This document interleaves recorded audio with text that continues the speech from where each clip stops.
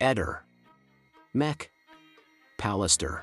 Claudio Sterpin ha ricevuto una lettera anonima da Gorizia. Gorizia è il luogo in cui Nello è famosissimo. A Gorizia diverse persone si meravigliano di come mai fino ad ora le ricerche per scoprire la verità sulla fine della povera Lily non si siano spostate lì.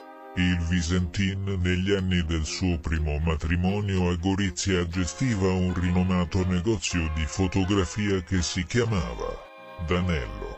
Era anche bravo come fotografo. Tanti i suoi servizi fotografici alle spose goriziane.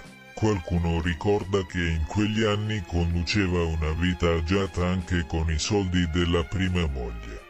Fatta di auto di lusso e attorniato da diverse giovani e belle donne, finché sperperato il patrimonio, è fallito e, rimasto in mutande, si è trasferito a Trieste dove ha conosciuto la Lilli.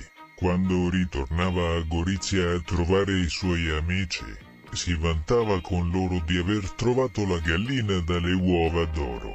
Così parlava della povera Lilli. Oggi con quello che è successo in tanti sospettano di lui perché si è visto mancare le risorse per vivere. Per come si comporta è un attore da premio Oscar.